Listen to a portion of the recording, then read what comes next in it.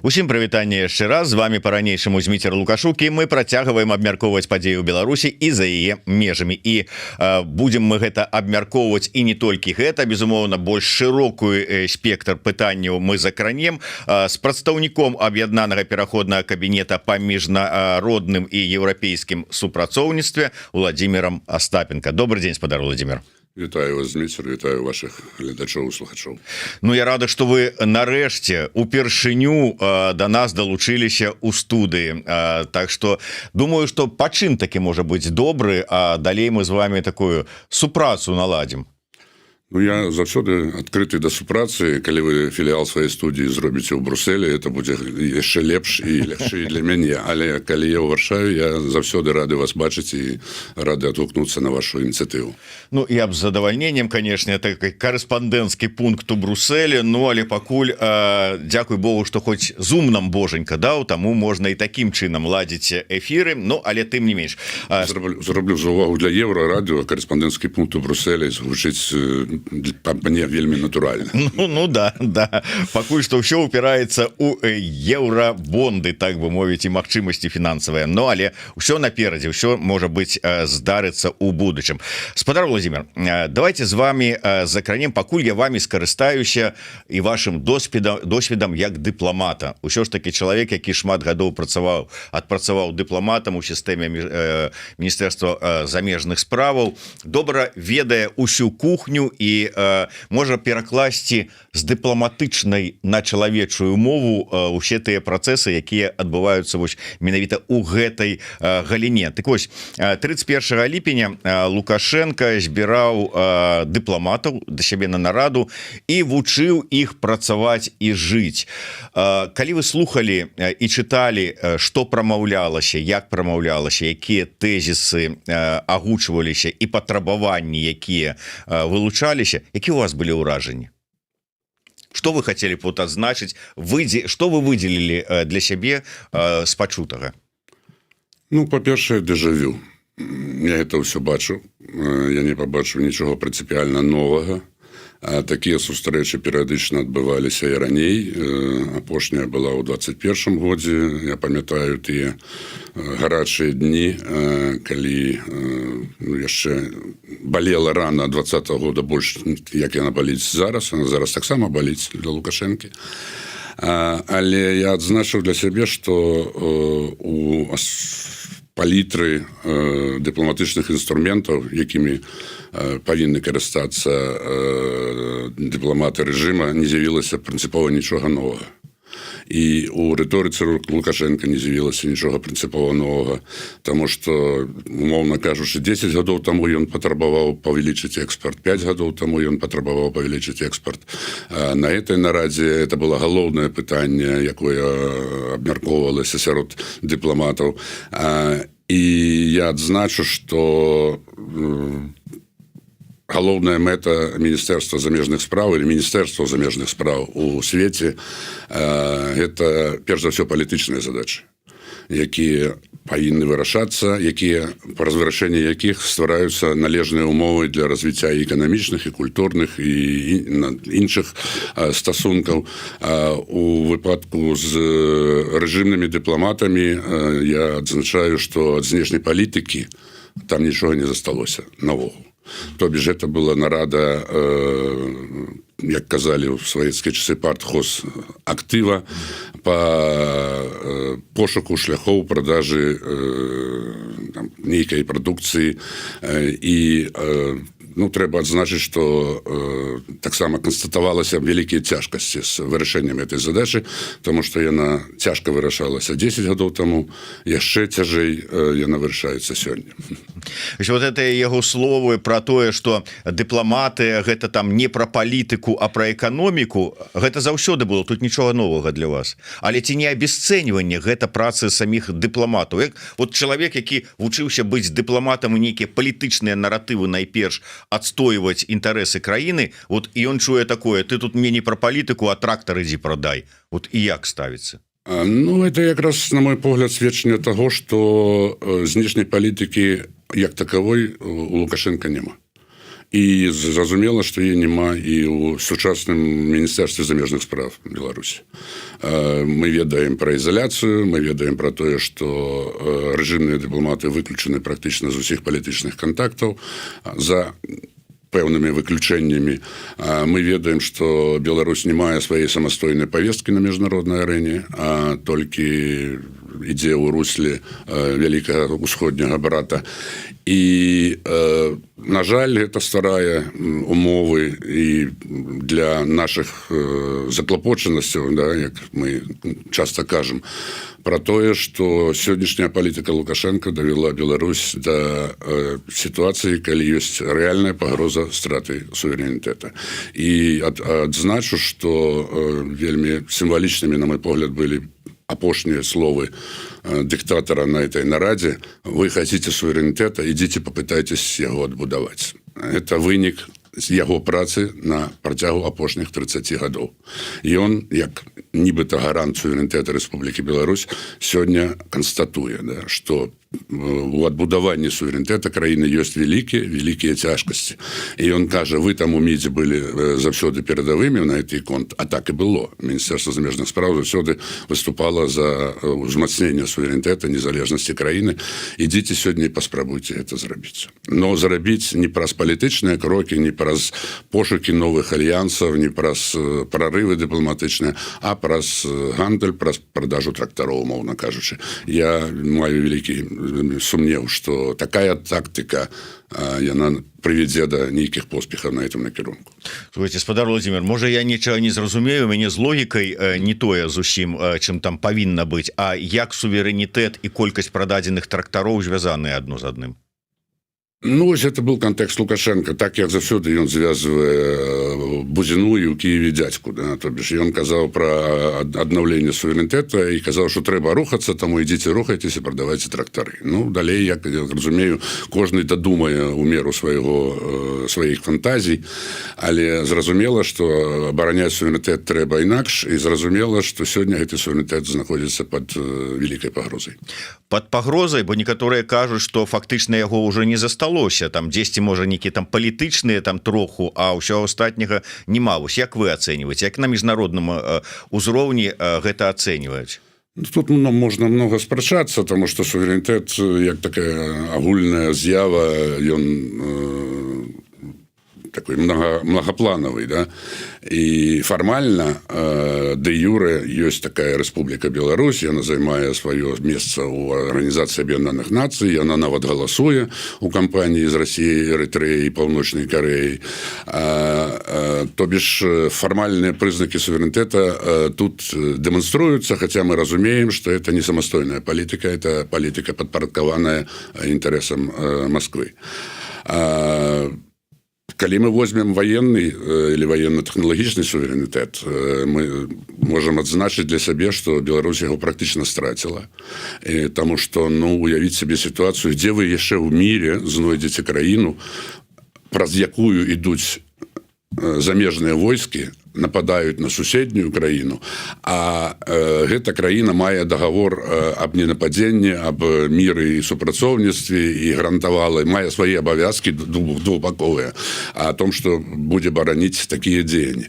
І ў гэтым выпадку, яшчэ раз кажу, праз праход замежных войскаў, нават ніводнага фармальнага рашэння, дакумента, узгаднення гэтая краіна не прымае. Што тут залишылася ад суверэнітэта? Практычна нічога военной сферы. То же самое можно сказать про экономичную сферу, потому что праца по узмацненню союзной державы, так званой, и она так само закранае суверенные паўнамоцтвы Беларуси и по податках, и по экономичных сувязях. Тому можно сказать, что ён праглынаецца, ён распадаецца на кавалкі, і Лукашенко гандлюе гэтым суверэнітэтам у сваім імкненні застацца ва ўладзе. І ўсё ж таки мне цікава ваше бачанне, як на Беларусь на сёння вот яе з пункту гледжання там узроўню суверэнітэта глядзяць наши заходнія партнёры, потому что я шмат разоў чуў такое меркаванне, что зараз ужо кажа, что яна фактычна ўжо з'яўляецца часткай России, что калі хочаце нешта там до Беларусі донесці, то ідзіце, кажыце это ў Москву, а не ў Мінск і гэтак далей. Що ж таки, якое стаўленне вы назіраеце на захадзе вось да Беларусі? Ну, вось такое супрацьлеглае, я так кажу. З аднаго боку, захадныя палітыкі разумеюць, што Лукашенко далеко не ўсё вырашае сёння ў межах Беларусі. І да, стратэгічныя пытанні з ім абмяркоўваць няма ніякага сэнса, это трэба рабіць далей на ўсход. А з іншага боку, яны дэкларуюць сваю падтрымку незалежнай і суверэннай Беларусі.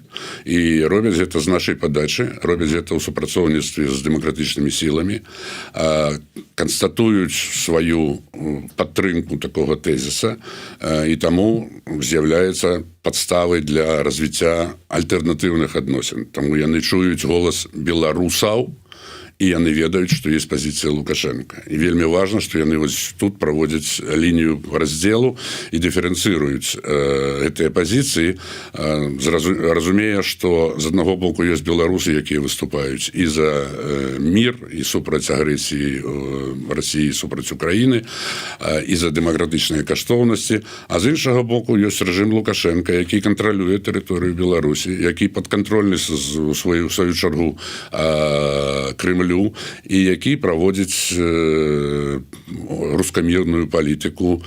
Таму любым замежным дыпламатам гэта трэба мець на ўвазе, таму яны таксама вядуць вось такую дзейнасць, ну, умоўна кажучы, на двух кірунках. З аднаго боку адслежваюць, што робіцца ў Беларусі, як вядзе сябе рэжым, як ён можа рэагаваць на нейкія выклікі. З іншага боку выбудоўваюць адносіны з альтэрнатыўнымі беларускімі дэмакратычнымі сіламі. Вось пра пазіцыю, якую ўсё ж таки дэмсілы даносяць да заходніх партнёраў, такое удакладненне.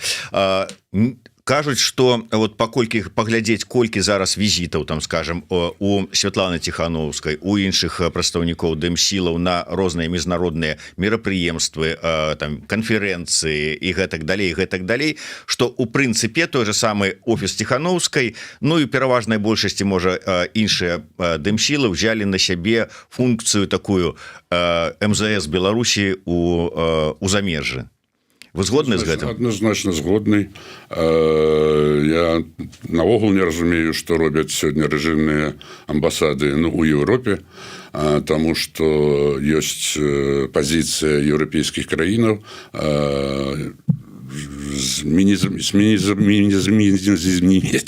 змінімізаваць кантакты з гэтымі амбасадамі выключна пытаннямі бяспекі і пратакола.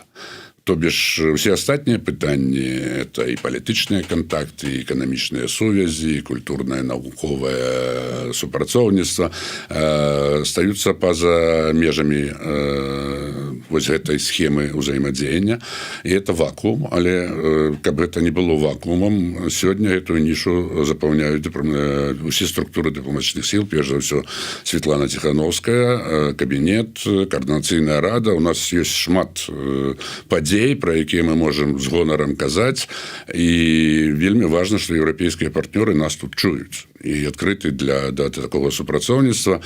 Таму так мы робім справу па рэпрэзентацыі і беларускіх інтарэсаў, і голаса беларускага народа, і нашых стратэгічных заклапочанасцяў з нашымі замежнымі партнёрамі замест рэжымных амбасадаў. Так, мы не гандлюем трактарамі, ну вось трактары мы пакінулі ім. Так што это тое, што ім застаецца рабіць.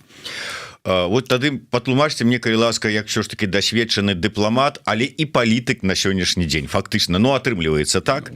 Ўсё ж таки вот едзе Ціхановская, сустракаецеся вы там латушка с высокага ўзроўню замежнымі там палітыкамі, чыноўнікамі, дзяржаўнымі дзеячамі, ад іх чуюць словы падтрымкі, заявы про тое, что мы вам зробім тое і гэта. Вот ёсць такое пытанне, даводзіць там Ціхановская, там ці вы, да прыкладу, яны кажуць, мы паспрыяем яго вырашэнне там з пытаннямі там легалізацыі, там ці яшчэ што-небудзь.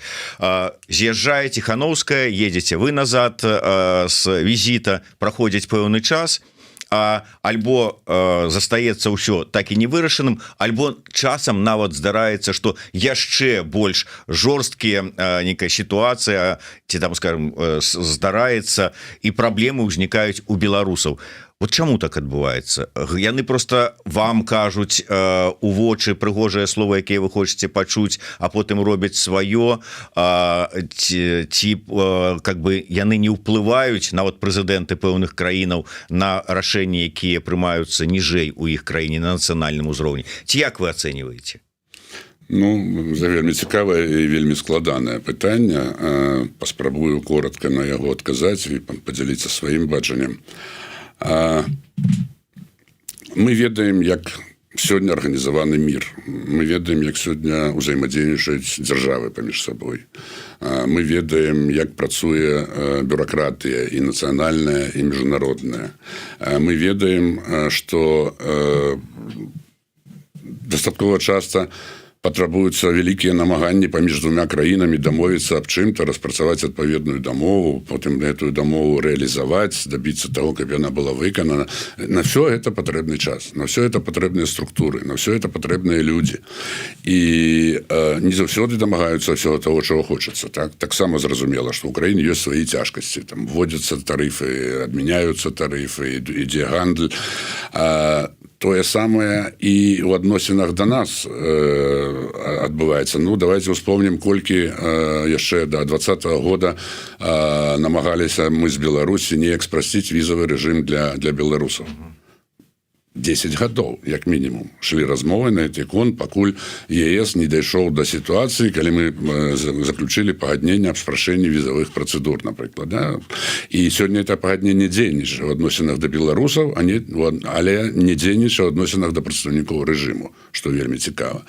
А тое самае і тут адбываецца на ўсіх кантактах, тому што яны ёсць рознаўзроўневыя кантакты, але, скажем, практычныя пытанні на ўзроўні ні прэзідэнтаў, ні прэм'ер-міністраў ніколі не вырашаліся.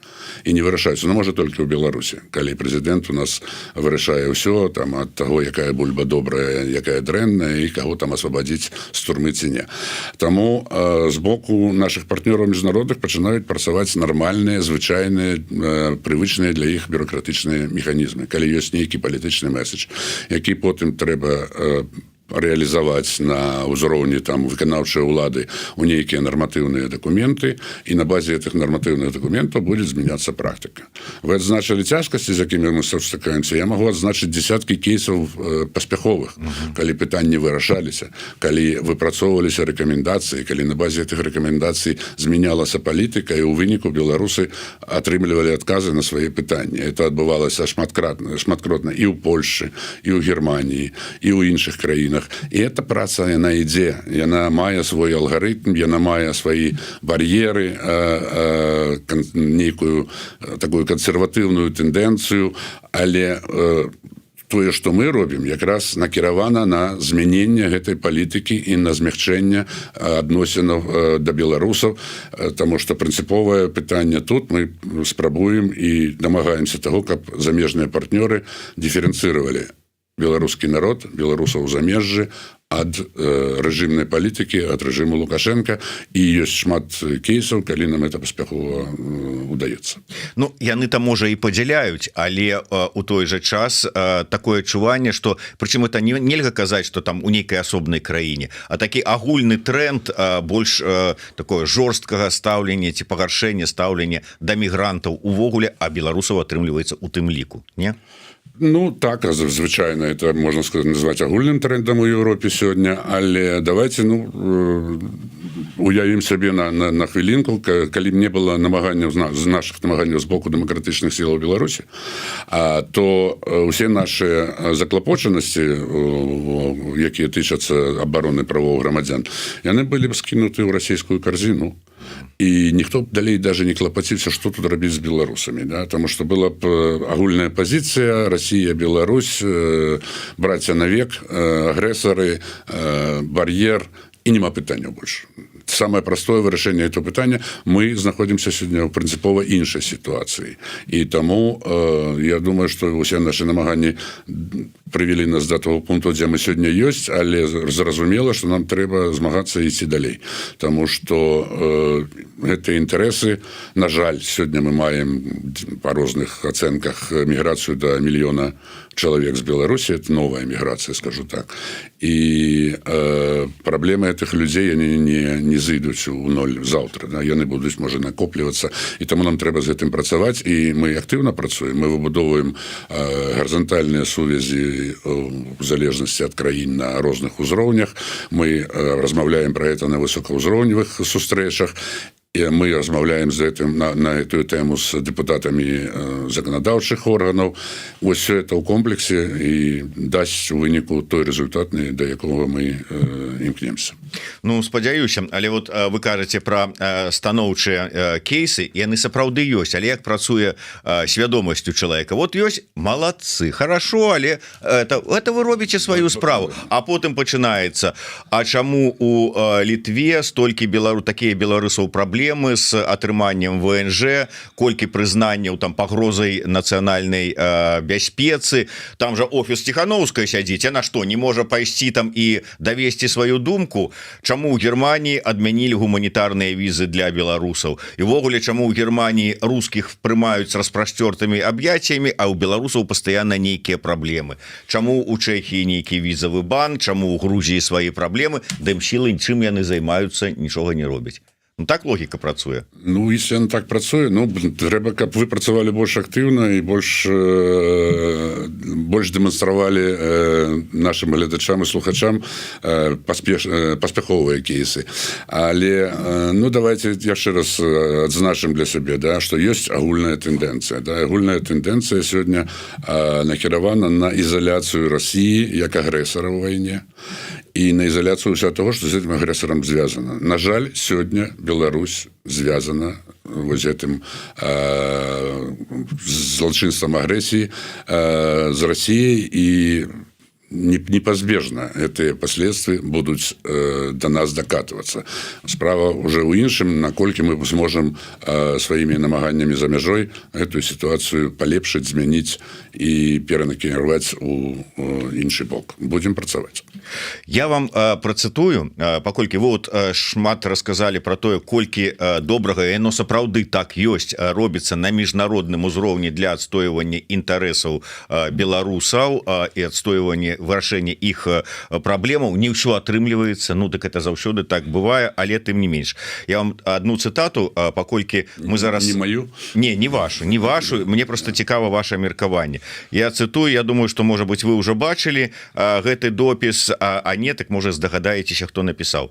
Настаў час, калі для ОСЦ, офіса Светланы Ціхановскай, расшифрую, узнікла неабходнасць самароспуску, пакуль не натварылі беларусам яшчэ горшага і не нашкодзілі непапраўна. Сітуацыя паказвае, што ОСЦ павінен спыніць сваё існаванне, пытанне павінна быць пастаўленае перад еўразвязам, адкуль гэтая група атрымлівае сродкі. Зянон Станіславович, сённяшні допіс. А сённяшні, я яшчэ не бачыў такіх тэзісаў, скажу так. Уявім сабе, што прыслухаліся, ўсё ж такі карыфей беларускай палітыкі, прыслухаліся да яго меркавання, распусцілі, пайшла Святлана, сказала, да, я ўжо стамілася і гэтак далей. Як думаеце, колькі плюсаў, мінусаў будзе для беларускага грамадства, для беларусаў, найперш, я так разумею, ўсё ж такі за межамі, хаця, можа, і не толькі за межамі? Давайте я скажу для беларускай справы. будзе это плюс ці мінус, таму што это маё разуменне, я думаю, што я не адзін у такім падыходзе. Мы ўсе памятаем 20-й год.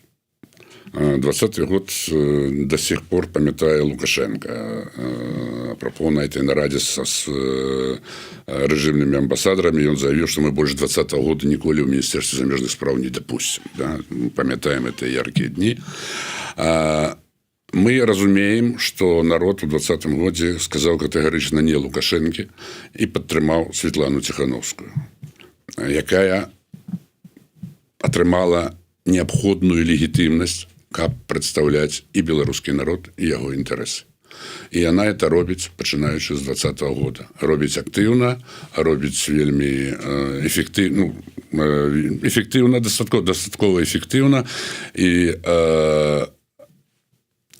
яна, можна сказаць, за гэтыя 5 гадоў адбудавала вельмі унікальную сістэму, у тым ліку асабістых высокаўзроўневых кантактаў, пра якую ніколі не марыў ніякі Лукашенко, пра якую ніколі не марыў міністр замежных спраў рэжымнай Беларусі. І, на мой погляд, это відавочны поспех. Это прасоўванне беларускай справы на самым высокім палітычным узроўні ў Еўрапейскім Саюзе. Таму беларускае пытанне яшчэ не закрыта, старонка яшчэ не перагорнута. Мы маем шмат сігналаў падтрымкі ад нашых замежных партнёраў. І калі б гэтай дзейнасці не было, я яшчэ раз вернусь да майго стартавага тэзіса, мы ўжо ляжалі ў кошыку з Расіяй, і беларускае пытанне наогул бы не існавала. Яго б не было на еўрапейскай павестцы. Это было пытанне Расіі і захаднага краю. А сёння мы кажам, што ёсць Беларусь, што ёсць імкненне змагацца за суверэнітэт і незалежнасць нашай краіны, і што ёсць гатоўнасць за это змагацца, у тым ліку, каб пабудаваць не толькі дэмакратычную, але і еўрапейскую Беларусь, каб эта Беларусь знайшла сваё месца ў сям'і еўрапейскіх народаў. Это таксама тэзіс, які ніколі не гучаў у еўрапейскім кантэксце палітычным ні ў 90-е годы, ні ў пачатку века, у 2000-х, ні у 2010-х, я скажу так. За 30 гадоў Лукашэнкі гэты тэзіс ніколі не ўздымаўся на павестку. А сёння ён ёсць практычна ў наратывах усіх ведучых еўрапейскіх краін і еўрапейскіх інстытутаў. На мой погляд, это вельмі, вельмі важна. Это тое, чаго мы дамагліся за гэтыя 5 гадоў, і это тое, што, на мой погляд, дае перспектыву не толькі сённяшнім беларусам, але і беларусам заўтрашнім. Это перспектыва, за якую хочацца змагацца, в якую хочацца верыць, і я ўпэўнены, што мы гэтай перспектывы даможемся. А як вы лічыце, я памятаю па выніку выбараў у 2006 годзе, калі быў Александр Меленкевич адзіным кандыдатам, потым узнікла такая ідэя, у тых, хто таксама хацеў паруліць ад дэмакратычных сілаў, такая ідэя, назвалі яны рататацыйнае лідарства. Калі, ты, Меленкевич, пабыў адзіным кандыдатам, а зараз чарга Лябедзькі, да прыкладу, прыйшла. Зараз Лябедзька пойдзе адзіным лідарам дэмакратычных сілаў. І как-то пайшоў там, кстати, да, Лябедзька пайшоў, у лідары, умоўна кажучы, і как-то уся прысутнасць дэмакратычных сілаў на нейкім узроўні паціху і здмулася, да. Меленкевич мне про это добра расказваў, але можна лічыць, што тут не сама ідэя рататацыйнасці лідарства, гэта можа быць, такая рэчаіснасць такая, чым далей ад выбараў 2006 года, там у 7-м, у 8-м, тым менш цікавасць да беларускага пытання і просто пайшло на спад. Але тут, калі каб уратаваць сітуацыю, каб сказаць, абвінавачваюць же ж тут Ціхановскую, што она тут пайшла шляхам Лукашэнкі, незменяемы лідер, давайте там зараз, я не ведаю, там Цыпкала паруліць, ці Зянон Станіславович, якія будуць наступствы? Пакуль яны ў чарзе не стаяць, я так разумею. Шчыра кажучы, не памятаю такую ідэю пра такое лідарства ў 6-м годзе. Было, да, ўсё ж таки было. Вось мы зноў вернемся да этой канцэпцыі легітымнасці, да? Таму што сёння зразумела две рэчы. Першая рэч, Лукашенко нелегітымны, і цывілізаваны свет не трэба ў гэтым пераконваць. Это канстатацыя, на якой базуецца ўся сучасная палітыка дэмакратычных краінаў. Па-другое, Ціхановская легітымна. И вот эта легитимность, это не то, что мы можем навязать замежных партнерам, это то, что они альбо прымаюць, альбо не прымаюць. Потому что калі, ну, зразумела, что есть пэўныя периоды, выборчыя периоды, фазы, змяняется все в этом свете, нема ничего постоянного. Но, калі мы бачым, что после выборов, псевдовыборов 25 года замежные краіны демократичные, по-першае, не признали их вынікаў, зразумела, что не лічылі это выборами. А по-другое, яны працягваюць прынимаць Ціхановскую на самым высокім палітычным узроўні, на ўзроўні кіраўнікоў дзяржаў, кіраўнікоў урадаў, спікераў парламентаў. Гэта значыць, што де-факта яны прызнаюць легітымнасць за ёй. І это не тое, што мы навязываем, это тое, што яны робяць, это іх пазіцыя. Яны на гэтым базуюць сёння сваю палітыку. І яшчэ раз скажу, тут нічога пасля 2020 года не змянілася. Застаецца ў сіле. Так, мы можам сказаць, што замест Ціхановскай заўтра будзе Іванов или Сідараў. Но это будзе зусім іншая історыя. Это не значыць аўтаматычна, што той же прэм'ер-міністр альбо міністр замежных спраў будзе этого гаспадара Іванова прымаць. То есть умоўны Іванов Ціхановскай 2.0 не стане? Не аўтаматычна, не, адназначна не. Таму што яна будавала сваю легітымнасць. То есть яна яе атрымала ад беларускага народа, а потым яна будавала сваю легітымнасць у вачах замежных партнёраў. І за 5 гадоў яна яе адбудавала. І это наш досвід, і это наша здабыча. Таму так просто разбрасывацца такімі актывамі, на мой погляд, нельга. Таксама як да дыпламата, але як і да палітыка. Як вам бачыцца сённяшні перамоўны трэк Вашынгтон-Мінск? Ён існуе як трэк?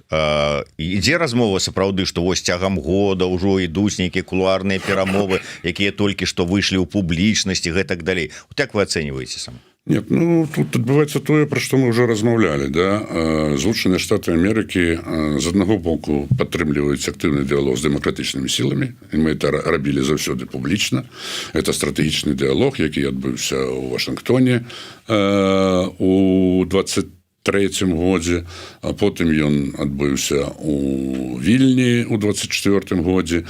Мы чакаем новыя раунды это дыялогу і адначасова падтрымліваем працоўныя кантакты па самых розных напрамках з дзярждэпам і з іншымі структурамі з амерыканскай адміністрацыі. Зразумела, што з з'яўленнем новай адміністрацыі гэтыя працэсы неяк запаволіліся і патрабуюць нейкай адаптацыі. Ну, то бишь мы канстатуем, што ў нас ёсць трэк перамоваў адміністрацыі США з дэмакратычнымі сіламі. Вельмі выразны, яркі, сфармалізаваны. З іншага боку, США, як адна вядучая краіна свету, мае свае інтарэсы ў розных галінах, у тым ліку ў Беларусі, і яна вела свае кантакты з рэжымам Лукашэнкі. Я магу уявіць сабе, што адно з галоўных пытанняў, якія спрабавала вырашыць Амерыка, это было аднаўленне працы амбасады у Мінску. Таму што Беларусь адно з, я думаю, сёння адна з немногіх краін свету, дзе не працуюць амерыканскія дыпламаты. І для Амерыкі можа гэта баліць. Можа баліць асобна, як кажуць, да? Але іх там няма сёння. Да? Па зразумелых прычынах няма, таму што ў свой час Лукашенко навязаў канструкцыю не больш за 5 супрацоўнікаў для амбасады, і ў гэтай колькасці ён паспяхова працуе ў Вашынгтоне, а ў амерыканцаў з улікам іх унутраных патрабаванняў толькі марскіх пехацінцаў трэба мець 10, каб забяспечыць бяспеку неабходную. Да? Таму яны ў гэтых умовах фізічна не могуць працаваць. Таму яны спрабуюць праз кансультацыі зрабіць нейкія прапановы практычныя, каб вывесці гэты трэк на практычную плоскасць. Чаму? Таму што еўрапейскія амбасады, мы ведаем, сёння працуюць у Мінску не на ўзроўні амбасадараў, але на ўзроўні павераных у справах. І яны атрымліваюць там нейкую інфармацыю, інфармуюць свае сталіцы, фармулююць прапановы па палітыкі, якая яшчэ раз ужо праз сталіцы і праз Брусэль рэалізуецца. Эта палітыка не пролукашэнкаўская, а зразумела, эта палітыка накіраваная на падтрымку дыпламатычных сілаў. А у амерыканцаў такой магчымасці сёння няма. Мы ведаем, што ёсць Беларусь Affairs Unit, это структура, якая працуе пад дахам амбасады США ў Літве, але яна не мае магчымасці працаваць у Беларусі. Вось адно з практычных пытанняў, якое спрабуюць вырашыць амерыканскія дыпламаты. У праве не это рабіць? У праве. Ёсць у них зацікаўленасць в этом? Ёсць. Ёсць гатоўнасць рэжыму адкрыць ім дзверы. Ну, пакуль мы не бачым такой гатоўнасці, але я не выключаю, што вось нейкія пэўныя зрухі в этом напрамку могуць быць у бліжэйшай будучыні. А што ў такіх перамовах важнае для рэжыма? Ну, тут... эканамічнае пытанне найперш. Да, я не думаю, что это, да, там секрет Палішинеля, это тое, што рэжым ужо рабіў у 10-е годы, это гандаль. Это гандаль палітычнымі зняволенымі ў абмен на зняццё эканамічных санкцый. Таму што Злучаныя Штаты, мы ведаем, прынялі дастаткова шмат абмежавальных мераў. Яны могуць пайсці далей і у кантэксце іх как бы дыялога з Расіяй не выключаю, што это такія крокі будуць зроблены. Але гэта тое, што баліць, это тое, што закранае інтарэсы рэжыму, тое, што замінае і спекулятыўныя, і кантрабандныя, і звычайныя фінансавыя аперацыі, і тое, што не дае, як кажуць, спакойна працаваць і спакойна красці. Таму тут любыя дамоўленасці накіраваныя на змяншэнне такіх абмежавальных мераў будуць успрымацца з боку рэжыма пазітыўна, я так разумею. Калі мы разглядаем толькі амерыканска-беларускі трэк, то умоўна кажучы, ну калі вот такія інтарэсы, ну это не сакрэт у рэжыма, ён кажа, здымайце свае амерыканскія санкцыі і тады вырашым пытанне, ну сыходзячы з вашых слоў, досыць важнае для ЗША з амбасадай. То есть атрымліваецца, ён можа і нікога не выпускаць, ён можа не выконваць ніякія іншыя умовы, даў дазвол на амбасаду, вяртанне амбасадара, там пэўную колькасць людзей, у адказ за гэта, раз это важнае пытанне для ЗША, яны здымаюць там ці замаражваюць дзеянне сваіх санкцый, ну і ўсё, і фактычна атрымліваецца ні за што рэжым атрымаў, што хацеў. Такі варыянт магчымы? Ну, тэарэтычна ўсё магчыма в этом свеце, да. Но не думаю, што так усё проста з амерыканскага боку, таму што санкцыі з амерыканскага боку ўводзіліся не за закрыццём амбасады. І таму адкрыццё амбасады не з'яўляецца аўтаматычнай падставай для зняцця санкцый. Ну, Трамп вельмі такі своеасаблівы палітык. Але там таксама ёсць і кангрэс, ёсць і дзяржаўныя установы, ёсць традыцыі і ёсць павага да права, на падставе якога все гэтыя рашэнні прымаліся і на падставе якога гэтыя рашэнні будуць або змягчацца, альбо адмяняцца. Таму я не думаю, што так прамалінейна можна нам акрэсліць перспектывы, тым больш, што трэба зрабіць таксама, можа, рэферэнс на новую рэдакцыю беларускага акта дэмакратыі, якая сёння прапрацоўваецца ў кангрэсе. Там палітычныя пазіцыі не мяняюцца, і яшчэ больш цвёрда кангрэс заяўляе рашучасці падтрымаць незалежную суверэнную Беларусь, якая б была базавана на дэмакратычных каштоўнасцях. Спадар Владимир, давайте вось вы зараз не прадстаўнік кабінета, там ні у вас ні кіраўніца фармальная Ціхановская, вы мне эксперт по пытаннях дыпламатыі. Скажите мне, ласка, вот як эксперт незалежны, як вы ставіцеся да прапановы круглага стола, якую агучыў Кучынскі? Ну, агучыў Кучынскі, это громко гучыць, скажу так. Это ідэя, якую мы абмяркоўвалі на працягу там апошніх 2-3 гадоў. Это не новая ідэя, і мы ведаем гістарычны вопыт розных краін, в першую чаргу Польшчы, калі праз такую ідэю было дасягнута прымірэнне і вырашэнне унутрапалітычнага крызісу. Як эксперт, я вам скажу, што тэарэтычна гэта адзін з інструментаў пошукаў выхадаў з этого крызіса. У нас сегодня есть кризис? Есть. Глубокий? Глубокий. Поглыбляется? Поглыбляется. Громадство поделено? поделена. Это відавочныя рэчы, з якімі цяжка спрачацца. Якім может быть выйсце? Суверэнітэт Беларусі под пагрозай. Можем страціць краіну? Можем. Яшчэ раз, якое мы можем знайсці выйсце? Што мы можем зрабіць для того, каб вырашыць вось гэтае пытанне? Падзелу грамадства, расколу, зневагі да права, пагрозы суверэнітэту, уцягвання ў вайну і шмат іншых пытанняў. Так, адзіная з магчымасцей, можна сказаць, мы выберем новага прэзідэнта. Добра, калі беларусы будуць у стане на свабодных выбарах выбраць новую ўладу, якая па-новаму будзе весці эту палітыку, это будзе добра. Іншая магчымасць, не ведаю, там под нейкім знешнім ціскам там быць вымушаным нешта змяняць, да? Тут незразумела, дзе тыя рамкі, калі той ціск прыведзе да неабходных вынікаў, калі эта палітыка будзе зменена.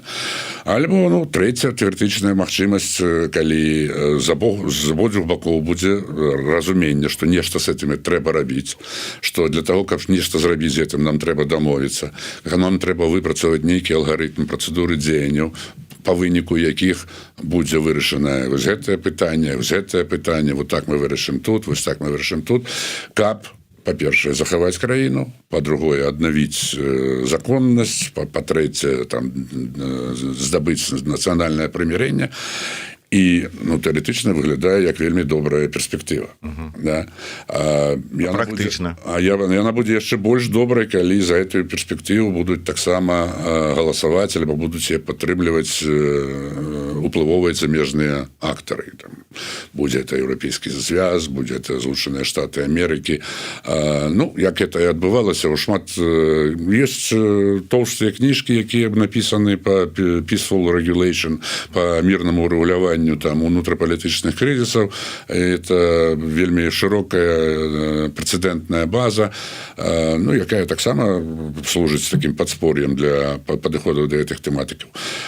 У маём разуменні, таму абсалютна тыдзень таму на паседжанні кабінета мы разглядалі такі канцэптуальны дакумент аб магчымасці правядзення круглага стола.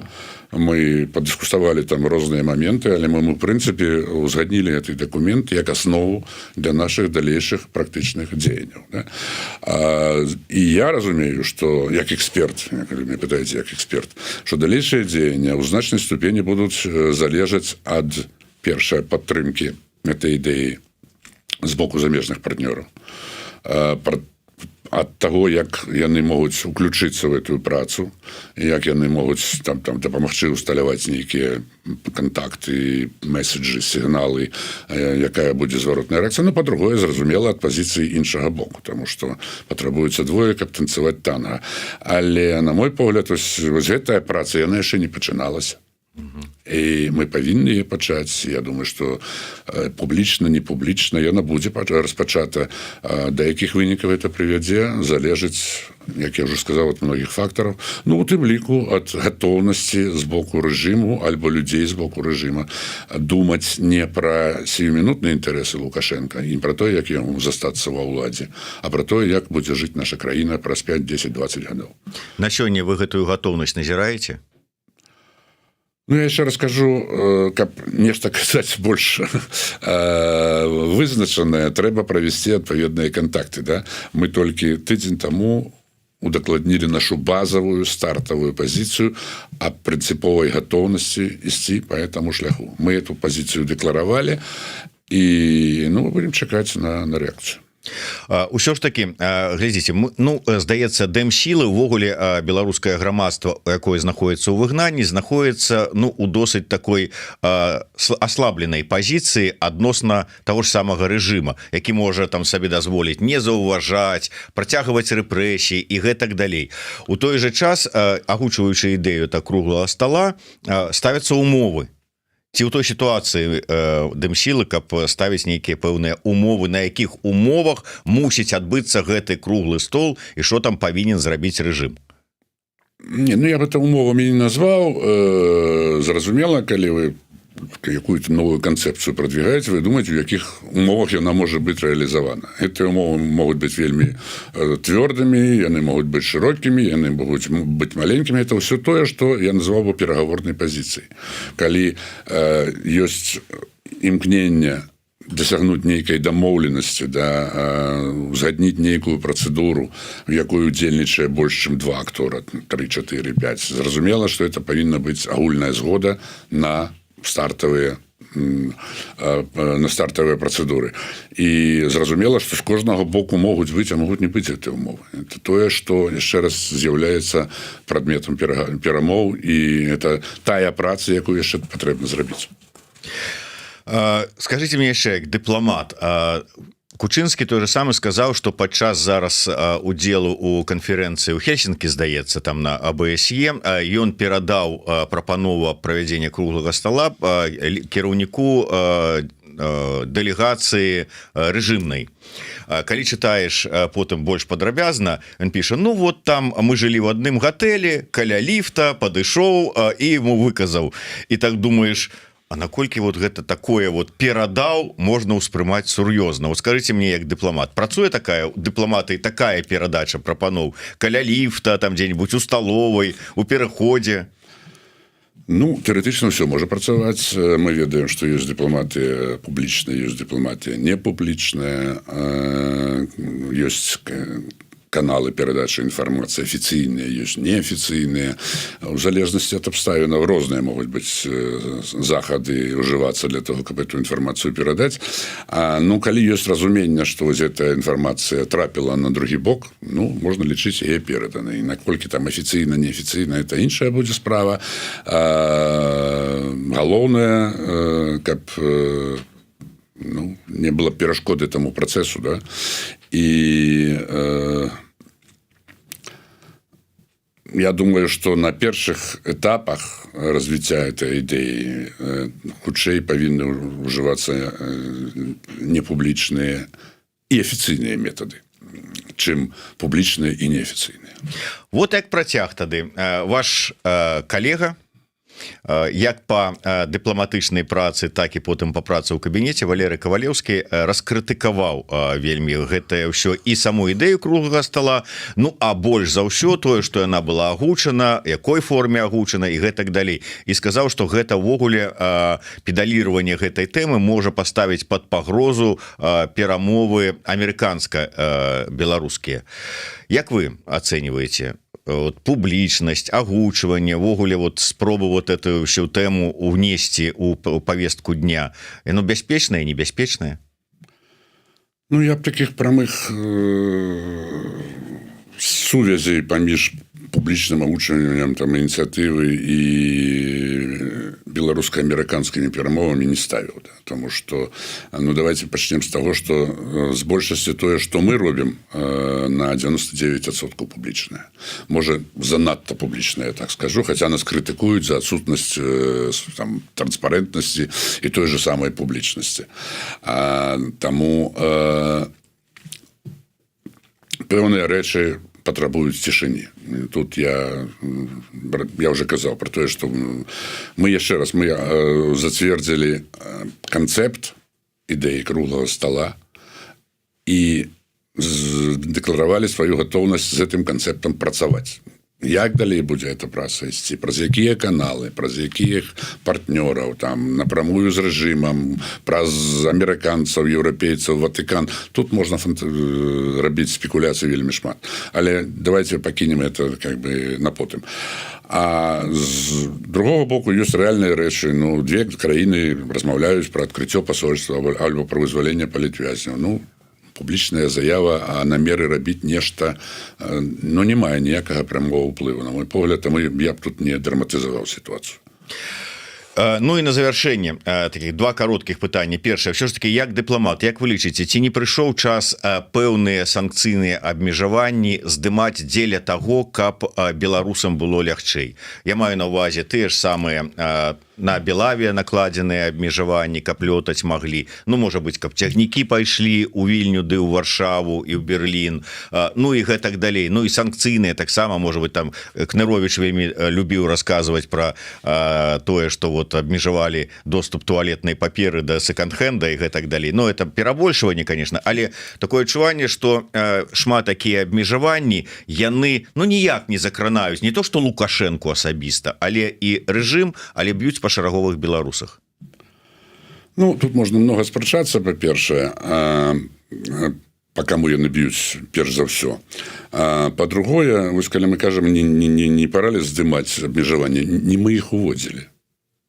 І вось тут мы шмат на сябе можем браць у такой дэкларацыі, тому что і часто я бачу, як гэта гучыць, как будто мы з'яўляемся гэтымі мастарамі, да, оўнерамі, уласнікамі гэтых санкцыённых механізмаў, нібыта мы іх уводзілі і зараз мы іх будем здымаць. Давайте паразмаўляем з тымі, хто іх уводзіў, да? А іх уводзілі еўрапейскія чыноўнікі, якім лічба тьма, якія у якасці пастаў для іх уводзін мелі рэкамендацыі ад Латушкі, ад Белпола. Яны мелі шмат рэкамендацый ад шмат якіх арганізацый, але там усе падставы для ўвядзення гэтых санкцый прапісаны. Паветранае пірацтва, міграцыйны крызіс, рэпрэсіі супраць грамадствасці, парушэнне правоў чалавека і агрэсія супраць Украіны, злачынства супраць чалавечнасці. І ў каждым конкретным выпадку ёсць конкретныя правовыя падставы, на базе якіх, ну, скажу так, еўрапейскія бюракраты прымалі рашэнне аб увядзенні санкцый. Больш таго, прымаючы такія рашэнні, яны разумелі, што ёсць механізм аспрэчвання гэтых санкцый праз еўрапейскі суд, які дэ юрэ з'яўляецца незалежным. І ўжо было шмат кейсаў, калі ў еўрапейскім суде спрабавалі гэтыя санкцыі адмяніць, зацікаўленыя з боку рэжыма, і праігрывалі гэтыя кейсы, таму што тыя бюракраты еўрапейскія тыя санкцыі, якія ці санкцыі вводзяць, яны хацяць быць упэўненымі, што яны маюць поўныя юрыдычныя падставы для таго, каб гэтыя санкцыі увесці, адстойваць у судзе і падтрымліваць на практыцы. Сёння мы прыйдём да ним і скажем, беларусы жалуюцца на тое, што не хапае туалетнай паперы, давайте здымем санкцыі. Давайте. Ну, давайте нешта зробім з фактам воздушнага паветранага піратства. Давайте нешта зробім з міграцыйным крызісам на мяжы. Давайте нешта зробім з агрэсіяй супраць Украіны. І тады з'яўляюцца дадатковыя юрыдычныя падставы. Таму што жалобы беларусаў, на жаль, у пералік правовых падстав для адмянення санкцый не ўваходзіць. І тут мы шмат чаго зрабіць не можам. Усё залежыць ад паводзінаў рэжыма Лукашенка. Ён это дакладна ведае. Ён ведае, што калі ён зменіць свае паводзіны па канкрэтных напрамках, з'явяцца правыя падставы для таго, каб гэтыя санкцыі былі альбо адменены, альбо зменшаны, альбо прызупынены. Як это ўжо і было ў сярэдзіне 10-х гадоў. Ну і на завяршэнне, развітваючыся ўжо на сёння, я так разумею, што будете, калі там у чацверг ці ў сераду справаздачыцца перад координацыйным сёмага, чацверг. Страшно? Запрашаю. Ну, першы раз, здаецца, да? Ну, для мяне это будзе першая справаздача, але мы актыўна супрацоўнічаем на практычным узроўні з координацыйнай радай, з яе чальцамі, з яе камісіямі. Я таксама з'яўляюсь чальцом координацыйнай рады, таму пайду к себе домой. Сам перад сабой будзе справаздачацца, фактычна. Нет, справаздачацца перад калегамі, перад усімі фракцыямі. Буду это рабіць ад імя кабінета, і я разумею, тут таксама диферэнцую сабе ў разнай якасці, да? Таму я там буду ў новай якасці прадстаўніка кабінета, але я думаю, што я іду на размову со сваімі сябрамі, калегамі, і спадзяюся, што это будзе канструктыўная размова з канструктыўнымі вынікамі. Дзякуй вялікі. На жаль, нам трэба развітвацца. Я нагадаю, што у нас у эфіры упершыню, але думаю, што недалёка не апошні раз прадстаўнік аб'яднанага пераходнага кабінета па міжнародным і еўрапейскім супрацоўніцтве, экс-дыпламат Владимир Остапенко. Дзякуй вялікі, спадар Владимир. Дзякуй вам. До сустрэчы ўсім. Подписывайтеся на сацыяльныя сеткі аб'яднанага пераходнага кабінета, офіса, ну і ўсё, што знойдзеце, каб сачыць за іх працай. Ну і, безумоўна, подписывайтеся на YouTube-канал Еўрарады, ставьте свае падабайкі, расшэрвайце, калі для вас гэта бяспечна. Дзякуй вялікі ўсім. До сустрэчы, жыве Беларусь. Жыве.